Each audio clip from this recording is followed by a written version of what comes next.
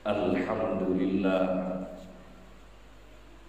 Alhamdulillah yad'u ila daris salam,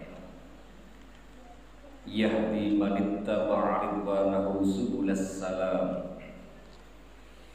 Ahmaduhu subhanahu wa ta'ala ala ni'amihil jizam, wa ashhadu an la ilaha illallah bari'ul adam, wa ashhadu anna Muhammadan abduhu wa rasuluhu nurul dhalam. Sallallahu wa sallam ala sayyidina Muhammad wa ala alihi wa sahbihi al-kiram.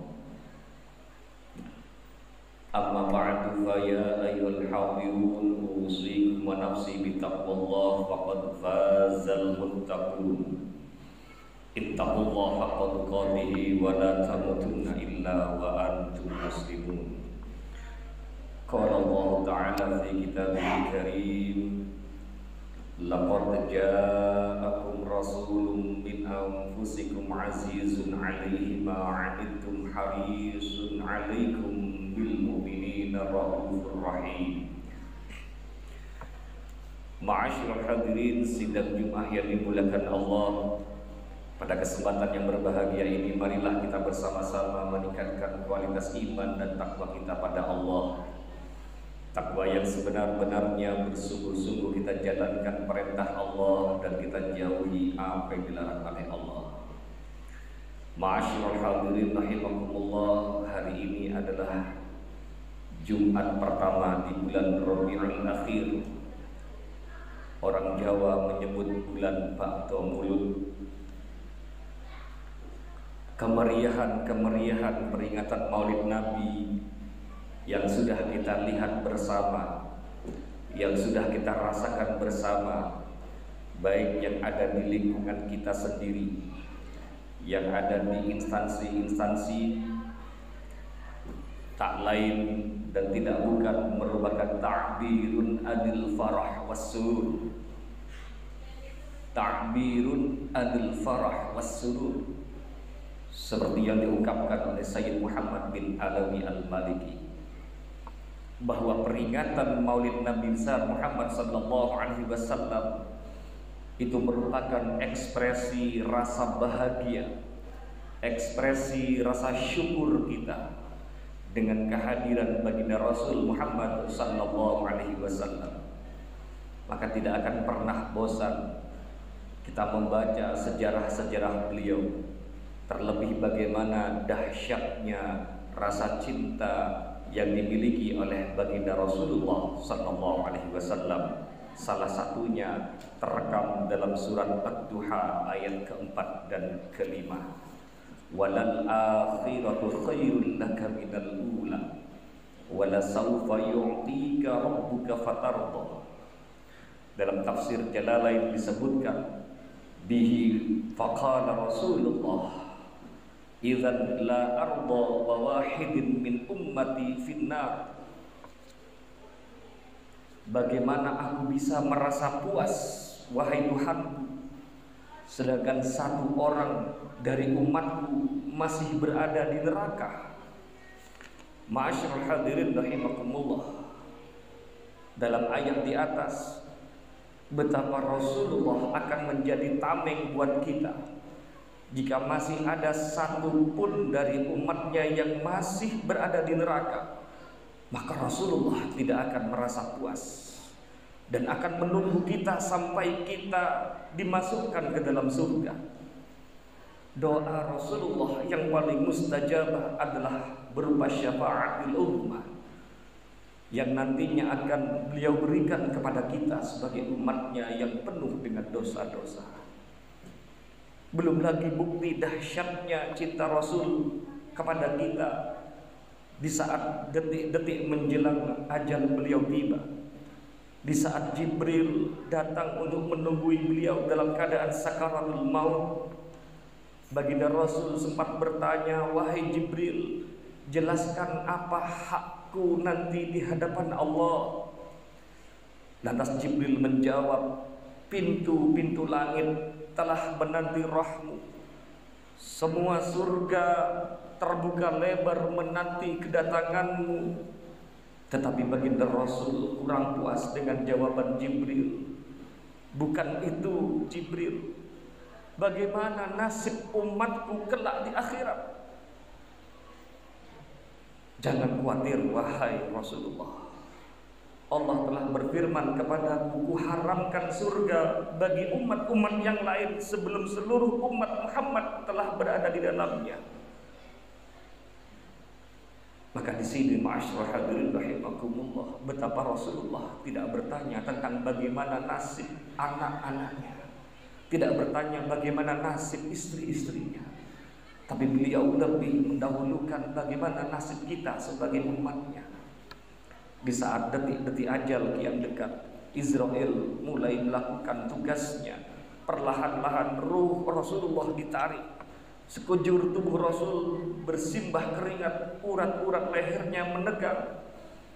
Ya Jibril, betapa sakitnya sakaratul maut ini. Jibril tidak tega melihat Rasul seraya memalingkan wajahnya. Maka sedetik kemudian terdengar Rasulullah memekikkan rasa sakit yang tak terhingga. Ya Allah, begitu dahsyatnya maut ini, timpakan semua siksa maut ini kepadaku, jangan pada umatku ya Allah. Badan Rasulullah terasa dingin, kaki dan dadanya sudah tidak bergerak lagi, bibirnya bergetar hendak membisikkan sesuatu. Sayyidina Ali bin Abi Thalib segera mendekatkan telinganya. Terdengar kata-kata usikum bis-shalah, usikum bis-shalah, usikum bis-shalah wa ma malakat aymanukum. Jagalah salatmu, peliharalah salatmu, dan santuni orang-orang yang lemah di antara kaum. Maka ini yang perlu kita camkan saudaraku. Wasiat terakhir Rasulullah kepada kita adalah jagalah salat kita, jagalah salat anak istri kita. Maka jika kita abaikan wasiat Rasulullah ini, tidak menghiraukan wasiat Rasulullah ini, lalu kita kelak mau minta tolong kepada siapa di akhirat? Di saat seluruh nabi dan rasul angkat tangan tidak bisa menolong umatnya, hanya Rasulullah saja yang bisa menolong kita, hanya Rasulullah yang bisa memberikan syafaat bagi kita. Tapi kenyataannya kita lalaikan, kita abaikan wasiat beliau. Salat kita akhirkan karena alasan sibuk, bekerja dan lain sebagainya. Bahkan kita berani meninggalkan salat. Saat di luar pintu rumah, tangis beliau, tangis mulai bersahutan, sahabat saling berpelukan. Sayyidah Fatimah menutupkan tangan di wajahnya, kemudian Ali kembali mendekatkan telinganya di bibir Rasulullah yang mulai kebiruan.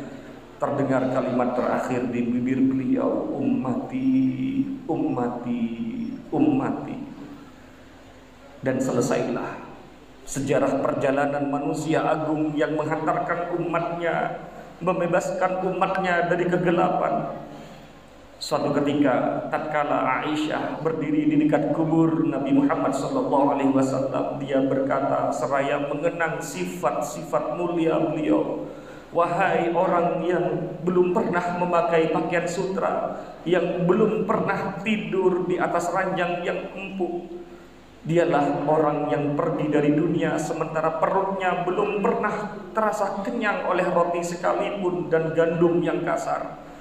Wahai orang yang memilih tidur di atas dedaunan kurma dibanding tidur di atas ranjang, wahai orang yang tidak pernah tidur sepanjang malam hanya karena takut siksa neraka, maka seumpama dunia ini kekal bagi semua orang, pastilah Rasulullah pun akan kekal abadi.